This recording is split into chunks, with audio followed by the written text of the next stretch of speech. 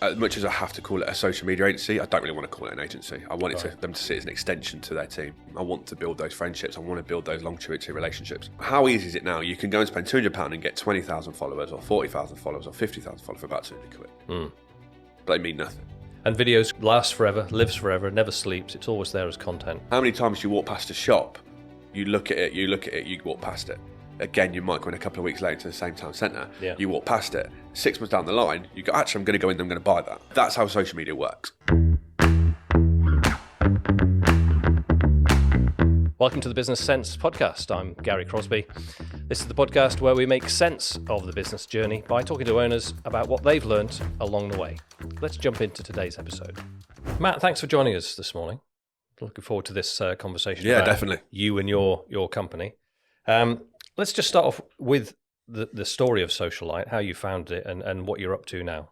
Yeah, 100%. Obviously, yeah, we are a fairly new company. Look, as a business owner, or as a person that's entrepreneurial within a business, there's, I think, two sides to every employee. There is a person who is happy to be in the rat race, and the person that doesn't definitely want to be in the rat race anymore. And I think it got to the point I didn't want to be in that rat race. Right. However, what I noticed was that there is definitely a gap in the market of an honest social media agency. Now, what does that mean in terms is, look, there's loads of different agencies out there that will promise you millions. Instead of actually just stripping it back to the core of why was the social media created, and that was, or for businesses, is to build a brand. So, you know, I've seen loads of different social media agencies where you pay a high extently monthly fee and they'll do the bare minimum for you, except get a post out there. And it's very, very different to how I'm going to run this business. They'll say to you, this is the posting schedule and stuff like that. Would you mind sending us all the content? Yeah. A lot of my clients get very frustrated by that. Yeah. And that's kind of the big thing. It's about, I really wanted that familiarity. As much as I have to call it a social media agency, I don't really want to call it an agency. I want them to see it as an extension to their team. You know, I've got one client I've been out, you know, a couple of the clients and actually I've been out with them on their team days and on their team meals and stuff. And that's how I want it to be. Nice. That it is more of an extension to their team. I want to build those friendships. I want to build those longevity relationships. And Lady Gaga, I think this popped up in my feed recently. She said, social media is the toilet of the internet. So what are the implications of that for a business owner? Look, I think a celebrity or a A-lister or a C-lister, whatever you want to class them as, compared to a business owner, needs to look at social media very, very differently. Yeah. And actually, it comes down to demographic of social media, right? So Lady Gaga, her way of building brand is her music. So social media is going to be there to have people where they'll love or hate her. But as a business owner, your reason of using social media is completely different. You don't have the music or anything out there. So actually, as a business owner, social media for me is your biggest window. It's your biggest shop window. And that's how you have to view social media as a business owner, that it's your shop window. Imagine you've got a shop on a high street.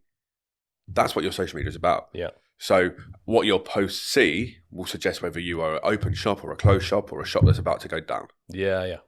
And that analogy, if you're a business owner and you look at it that way, you'll understand why social media is so important. And some people say to me, you know, there's a sense that on the one hand, social media could be powerful for lead generation, but on the other hand, it could just be social proof. So someone hears about your brand, and the first thing they do is go to social media and say, what kind of image does that present? You know, how do you balance those two? Powerful lead generation, social proof. Yeah. So look, there is a big split in it in terms of what is what. So you're correct in what you say. If somebody does see you, they will go to your social media. Now, if your social media is inactive, you'll probably lose that client because to them, you are not open. No matter if you've got a website, no matter, because they're looking at what's happening in the here and now. And when it comes to lead generation versus just building a brand, like I always put it again in this analogy, and that's, are you looking to build a business or a brand? Right. Because a business, as a business owner, you are stuck in that business. You cannot sell that business. You can't take yourself out of that business. You can probably go and have a week off of that business without needing to still be on the phone about that business. Yeah. But if you're building a brand, then you can do that.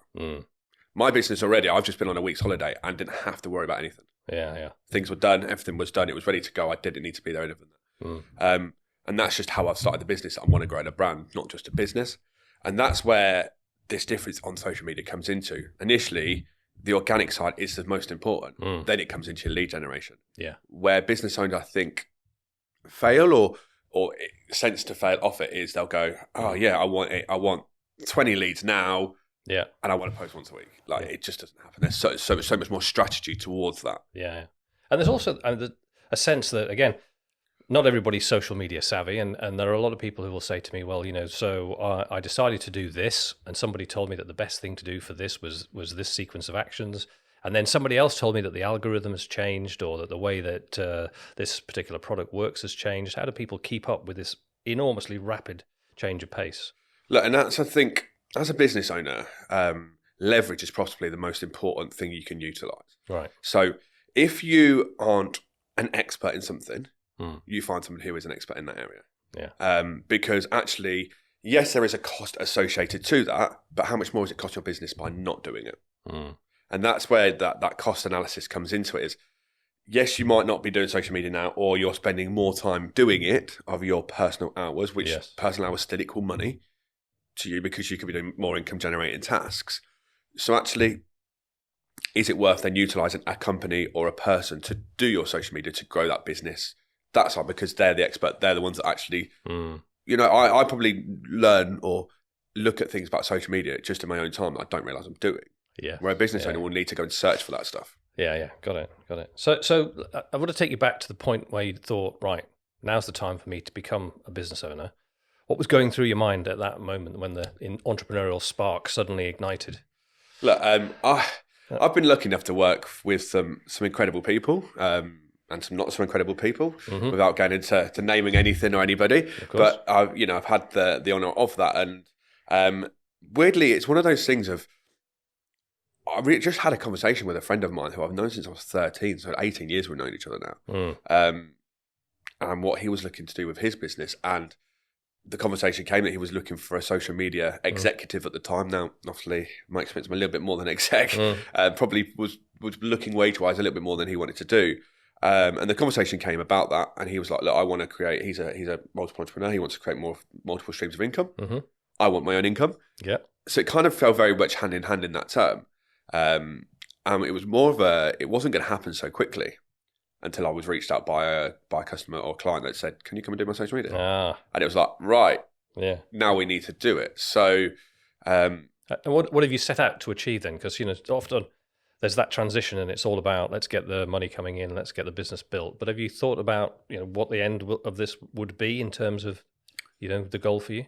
Look, yeah. So as a business owner, I'm not here to sit here and say I want to be a multimillionaire. I want to be all of this. I want to earn a good, honest income. Yeah. And I want to help business owners to bring their business into the light. That's where Social Light came from. And Social Light is an idea that's been in my head for about 3 years. Right. In fact, I had a social media post. I put my own social media about 2.5 years ago, where I was like, something's coming. It was a picture of a light bulb. Yeah. And so 2.5 years I've sat on it and procrastinated, and finally it's gone. But the themes and mission statements have all stuck from day one, and that is, I want to help business owners bring their business into the light. So that is very much where I want the business to go. I want to grow a business. I want to grow opportunity for new people. And I want to grow an opportunity for people to become entrepreneurial, especially that are stuck in that rat race, that do want to get out and they aren't born to be in it. And there must have been at some point, I guess, a moment of fear. What scared you the most about going, right, I'm giving up that monthly paycheck and I am now going to go and do this myself? 100%. I think the fear always happens in its... as a business owner, I think fear is always there. And I think even if you're a multi-million pound business owner, it only takes overnight and your business can be in a completely different scenario. Yeah. No matter what your income is, because something can change. And yes, there was definitely a fear of, right, actually, what happens if? But I'm very lucky to have a great business partner who doesn't kind of look that way in business. So, part of what I'm going through at the minute is an ADHD diagnostics, and again, I feel that's very strong for my brand now. It's very much one of the things I'm going to talk about is in my brand is how being a business owner with that actually works. How do you think it will impact on your role as a business owner? Because I guess there are challenges from it, but there are positives from it as well. Yeah, 100%. There's times you're like an engine running in a car. There's times you literally can go for miles and miles and miles. There's times you unfortunately just cuts out. But you having to learn about that and learn about yourself. I think it allows you to actually really focus on learning about yourself. And again, it's an important task for anybody to do, is to go and learn about yourself and what ticks you, what makes you work, what makes you don't well, how do you learn, all of that kind of thing. So it's going to give me the ability to really go back and start looking back at probably things I've done in the past. Could I have done things differently? Yeah. What do I need to do to ensure I'm getting the most out of certain things? That's fascinating, that, because, of course, as a business owner, you do work. I've done this myself at different times of the day when you feel like you're at your peak and you recognize when you're at your peak. So the freedom of being a business owner is probably going to be quite a positive thing. 100%. And that's the real key part for me is doing what I'm doing now, not having someone constantly breathing down your neck in a 9 to 5 scenario, or where the comments of, I'm not paying you for your time in business, I'm paying you for value, which I don't agree with that anyway. It's a hand change. It's an exchange, a value exchange, of course, know. But actually, there are 100% are days where I can work 14, 15 hours and it not be a problem. There's days I might work 6 hours. And that's enough. And I'm knackered, and that just purely comes to it. And the same as I could probably get a whole day's worth of work done in 6 hours compared to a normal person, because I'm just like, when I'm on it, I'm like, well, let's just do it. I can't stop. Yeah. So let's think about social light and it's early days in the business journey. What's the problem that you're solving for business owners? I think we come back to where earlier on I was saying about having somebody in your business where they're an expert in a field where you might not be able to do it. So what that inevitably is going to do is save the business time, money, and resource, right? And as a business owner, it gives you time to be able to go out and do those income generating tasks and not have to worry too much about what's happening in the back end, the social media, etc. Yeah. Where organically is it covering, what marketing is happening, that happens for you. And it's happened with a couple of my clients now, a lot of them have gone, with an agency, I've had to sit and approve posts, and I've had to make sure and come back and say, no, I'm not keen on that. Where with you, like literally, you've come in, you've understood the business fully, and I don't have to worry about what's going on there. I just know that something's going out there. It's going to do what I need it to do, and that's very much what it is. I wanted to take that problem away from people. I still think with an agency where you've got to sit and you've got to approve of things, that problem's still there. You've still got to spend that time of still looking at whether the social media stuff's right. So and when I think about the way my clients have used social media and they get involved with a marketing agency, and what happens is that the marketing agency talks about activity more than it talks about results. So the business owner is saying, well, I can see that you're doing X, Y, and Z, and the market agency says, we're trying these things, but we don't know how the market's going to react. So we're just going to have to keep trying. That there's this sense that it's really difficult to get a clear picture of what the return on investment would be. How will you approach that in social light? Social media, I remember the days of people going, I've got 100 followers, or I've got 1,000 followers. Followers used to be the biggest thing that we all went for, right? Yeah. And it got to the point where I looked at it and I was looking at other people's and I was like, right, they've got, 10,000 followers, but they're getting zero engagement. Yeah. Okay, why? Now, how easy is it now? You can go and spend £200 and get 20,000 followers or 40,000 followers or 50,000 followers for about 200 quid.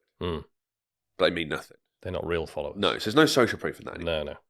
Actually, the social proof comes down to the engagement. So I focus on two very big parts of it, because organic social media isn't a lead generation model. It will lead generation, and it will lead generate. And I'm doing that for clients. They're getting 10 to 15 organic leads a week from their organic socials. Where the big focus is your income and your database growth. Right. Okay. So how many people are we getting that are joining on a database? Or how much income are we generating? Now, nice measurable things. Exactly that. And the difficulty with that is the income can't honestly be generated straight away, because you can't say, actually, that came from social media straight away, because it might not happen that way, because social window is a shop window. Yeah. How many times do you walk past a shop, you look at it, you walk past it. Again, you might go in a couple of weeks later to the same town centre. Yeah. You walk past it. 6 months down the line, you go, actually, I'm going to go in, I'm going to buy that. Yeah. And that's how social media works. Yeah. My personal record is signing a client who came to a seminar 3.5 years ago and wasn't ready then, and then called me up after 3.5 years and said, I think I'm ready now. So there's that longevity, isn't there? And now you've got another challenge, I imagine, because again, my clients, they look out there into the social media world and they're thinking about this kind of service, and there is thousands of options. There are loads of choices. What are you going to do that makes social light stand out? For me, I want to, as I've said before, it's about giving back. So again, you look at other agencies and what they're posting, and it's like, I've just done this with this client. I've just done this with this client. That's all it is. It's social proof. Where I'm like, what tips can I give to small people who are looking to scale or looking to make that journey into starting it? So, a lot of what I've kind of already planned to start doing is just releasing reels that just talk about tips for gaining more following, gaining more traction, going viral, that kind of thing. So it's like you can actually go and watch those and start that straight away. Then when you get to a point where you're like, okay, now I can't do this enough, now I need to move on. Then that's the next step. But also you probably can tell from this, I love talking. So I'll go on stage and I'll go and talk at events and seminars, and there isn't a sell at the end of that, and I'll host my own, and it isn't a case of selling a course or what has happened in the personal development world. It's an opportunity to work with us closely. So what's red hot right now? If we're a business owner and we're looking at all the options, and we heard about Clubhouse and it came and went, and we're wondering what happened there, what's red hot?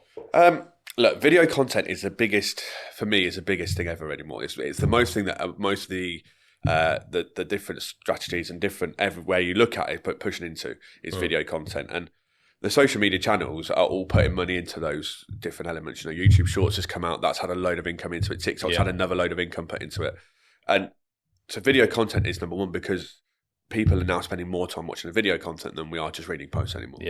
I imagine LinkedIn won't be far off before something like it comes out where they'll be really pushing video content. So as a business owner, you've got to come away from being comfortable, right? I know it's a cliche, but success was never created in a comfort zone. So you've got to become uncomfortable, become comfortable being uncomfortable. So if that means putting yourself on camera, that means putting yourself on camera. And here we are. And that's exactly it. You just, because if you don't do it, you'll miss the boat. And then it'll be in a year's time, it'll be like, what's next? What's the big thing now? But you've missed the big thing before. So it's that whole procrastination as a business owner. When does that stop? So it's like, let's take advantage of it now. And that's the one thing I just keep saying to people. And again, it comes back to, are you building a brand or a business? And videos, lasts forever, lives forever, never sleeps. It's always there as content. It's always there. And it's trickle down revenue. Like that is the craziest thing. And like I've literally just had it with one of my clients, and I put a post out for them, and I think initially it reached about 1,500 views. And literally a week later, it's now at 70,000. And that was just overnight. Literally, I was just on holiday, and I was like, this post is going mental. Looks at the views, and it was like 45,000. Next day was 70,000. It was like, and has that generated anything straight away? Yes and no. But has it built a brand? Yes. Has it already got the brand back out there that people are going to go, actually, I want to see that?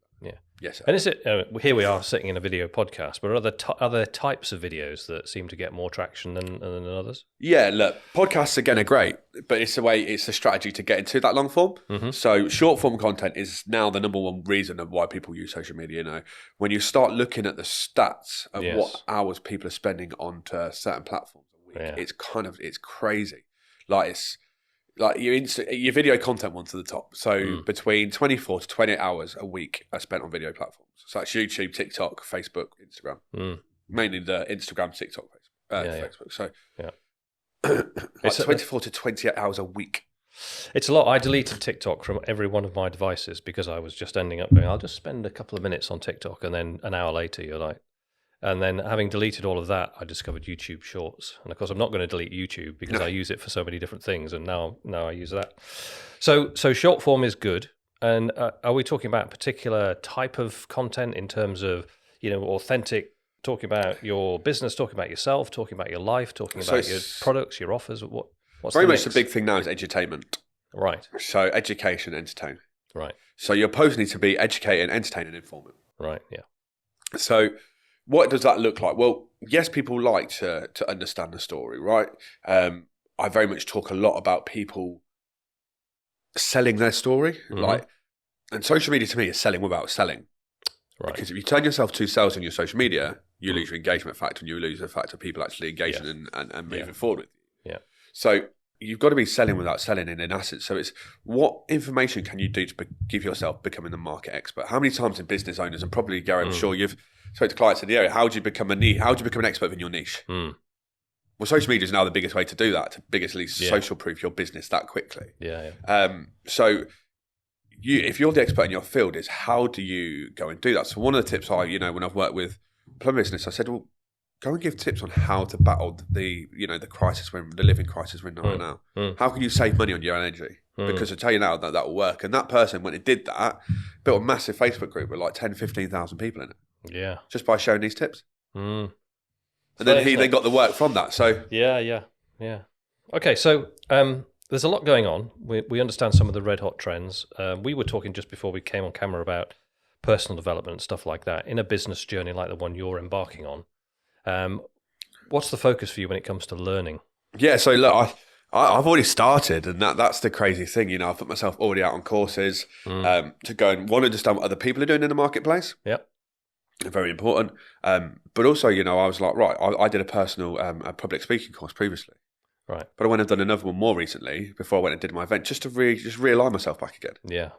Make sure I knew exactly what I wanted to cover. So, getting a mentor or going on courses for me is very, very important. I'm very lucky that my business partner is a multiple business owner. Yeah. He's kind of seen it and he's doing the things I want to do in the future, and that's invest in property. Yeah. So that kind of for me really aligns with what I'm doing. One of my clients is doing massive development, so I'm getting mentored whilst on the job as such. Yeah. Or whilst doing what I'm doing for them. I get to go around. I work very closely with their project managers, so I know what's happening in that. What stuff's happening, what's going wrong, what does need to happen. So I'm getting to do that as a business owner, which is fantastic. What does mentoring mean then in terms of the relationship? Are you, because I'm a coach and I think coaching is very different from mentoring.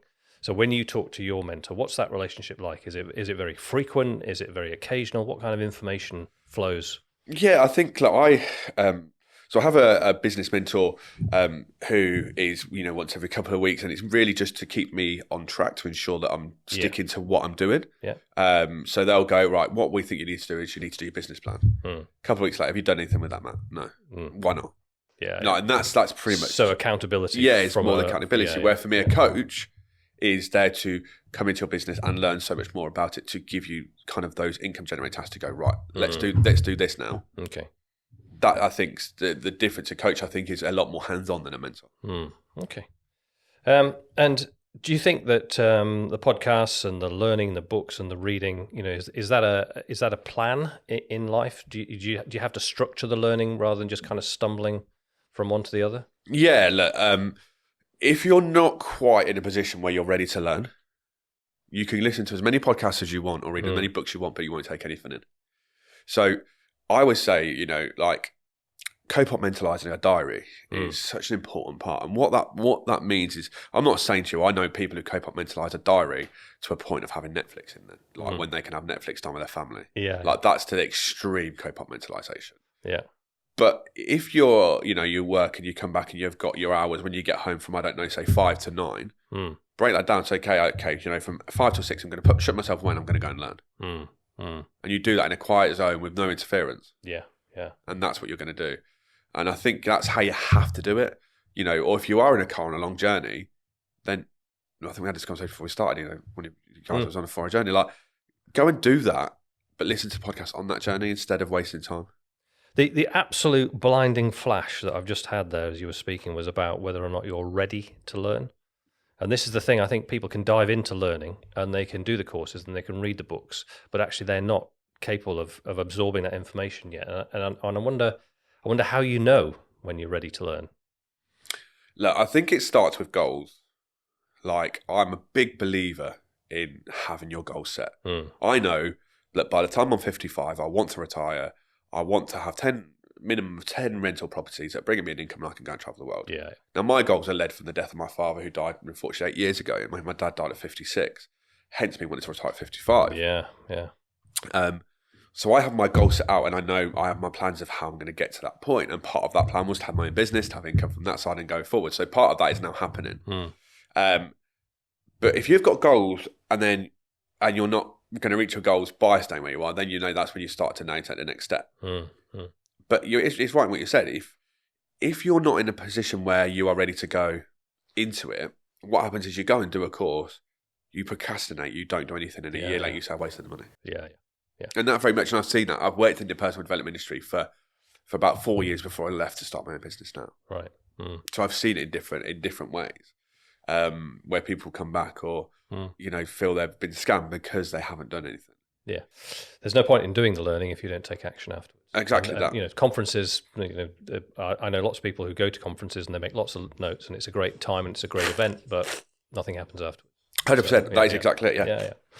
So I can't let you leave without having a chat about the technology of the moment, the artificial intelligence, and the impact that's having on marketing and things like that. Where do you see that going? What a question that is. I know. Hopefully not replacing my job would be a great thing, or replacing my business. Do you think it could? It could. It could. I think it could replace a lot of businesses. Right.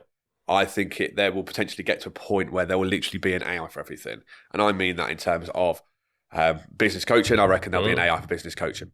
I think there'll be a business coaching for, or there'll be an AI for creating a podcast for yourself. All you got to do is turn it what you want it to say. Yeah. You have to give a bit of your soundbite of your voice, and it creates this podcast. Yeah. I honestly believe those are things that come in. It is scary how quickly it's moving. Yeah. So scary how quickly it has moved. If you think we've only probably been 6 months since we all heard about ChatGPT, yeah, and now there's 1,000 different AIs out there. You can literally go on there now and go onto a different AI and go, right, I want to create an introduction video for my company. You tell it what to say, it creates this video with somebody talking. With a branding behind it, and then you've got a video for your company that quickly at virtually no cost at the moment. Yeah. I suspect the $20 a month that I pay for ChatGPT, that's probably going to go up quite a lot soon. Yeah, especially now Microsoft are involved. I don't think it'll be long before that definitely does happen. What are the positives though? Let's try and think about it as for small businesses focusing on building a brand, focused on building good social media.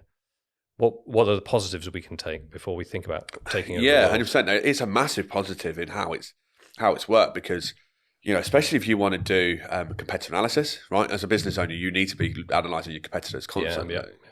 And there are now, I think ChatGPT 3.5, you can now ask it to go and look at a website and break that website down for you.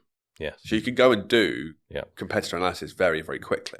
Yeah. You don't have to do the work. And SWOT analysis as a business owner, I say, are very, very important. You need to be looking at what your competitors are doing and then go forward from that. So yes, there is that term. If you're struggling with content ideas, you can ask it to provide you content ideas. You just have to remember that it is an American system. And unfortunately, you can get caught out if you're going to utilize content ideas or caption ideas into it without changing it and personalizing it, because you will be noticed to see that you are using ChatGPT because you're using American spelling.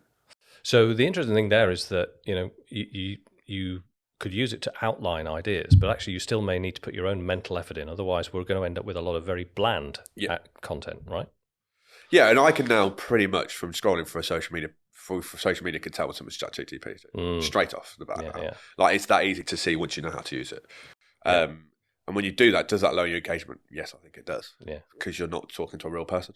Yeah, and if you replace video of yourself with an avatar that's powered by AI, then you've lost the human connection. Yeah, and people will spot that straight away. 100%. And so that's where you've got to,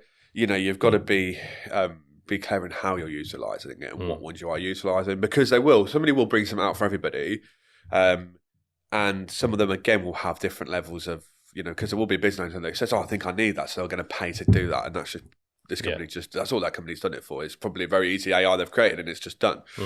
That they'll probably just let in the background. You don't really do much with it. And that's where you've got to look at it and think, well, what actually is going to benefit me? It's the same as people using AI imagery. Please, as a business owner, don't start going out there and put stock images out there. It's my biggest pet peeve is seeing business owner use stock images. If you're not proud of your own work. Yeah. Take pictures. And put it out. Yeah. Yeah. And don't get me wrong, I work with businesses that do utilise stock images, but more in a design aspect. So it's it might be a picture of, a pizza or a pasta or something. But we all know that pizza and pasta look very much the same, whatever you do. Yeah. But if you're, a plumber and you're installing bathrooms, don't go use one that Wix have just posted because you've got your own. Yeah. And that's it. Be proud of what you're doing. And, this AI creation that I'm seeing is some of the stuff is you can literally type in and go, right, I want a for sale, I want a property that's got a for sale board on it. It's got blue skies. It's got a Porsche on the drive, and it's at least 6 bedrooms. Yes. And it's in the UK, Yeah. and it'll create that picture for you. But we know it's not there. Crazy.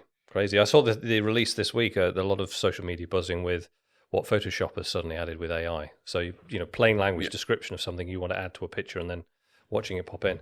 I was looking at it thinking, is that real? Or is this some kind of AI invention for, spoof type thing? But it is real. But what you're forgetting, and this is where people do forget this thing, right? AI has been around for a long time. So when you look at, for example, an estate agency, and you look at the photos, does anyone ever not look at it and think, my God, they've got bright blue skies in December? Yes. Honestly, you're like, the sun's shining, we're in December, what's going on? Where are they based? Or where in the, is there just a part of Peterborough that's just got sunshine that day? And that is purely AI that's done that and replaced that photo. So it has been around for a long time. Yeah. It's now just come to mind. Yeah. And it's come into the hands of the users more so now than it was. It's fascinating. That is a topic all of its own, isn't it? But just to finish off, then Matt, what are we going to be looking out for from you and from Social Light over the next 12 months? The business is very young at the moment. What should we expect? Look, I want to educate people as much as possible, and it's about giving back for me, because I think there is a lack of business support out there that is honest, that has integrity, and isn't going to charge you stupid amounts of money. Yeah. I've seen courses at £15,000-20,000 that aren't going to give you any return. But then I've seen, getting a coach where you can pay £1,000 a month and it'll give you a massive return. Or do you know what I mean? Like I've seen it from both aspects. Yeah. And so I do want to bring a lot of business seminars together. I like talking. I like bringing people into a room. I like the aspect of networking. Nice. But those seminars, I don't want to be a course seminar. Yes, I want the people to speak, to provide an opportunity to say, if you want this, then this is what you can do. But I also want those people to be able to go away and, just go and work on their business. And then who knows what's going to happen in the future, because you've got that social proof now. They've been and seen you. Yes. So, we buy from people we like, we know, we trust. Well, you've pretty much just ticked those 3 options off. Even if you have to wait for 3 years, like that example I gave. Yeah. So I definitely want to be doing more of that in the local area. Okay. Especially Peterborough. So we should expect some seminars. Definitely. And I've definitely already started the conversations, and I think a big conversation offline, Gary, to have as well. Oh, okay. Great. Good. Well, look, we've cantered through that really quickly, Matt, but I've got a great picture now of you and of the business and stuff like that. And thank you very much for joining me on the Business Sense podcast. No problem. Thank you very much. Great to see you.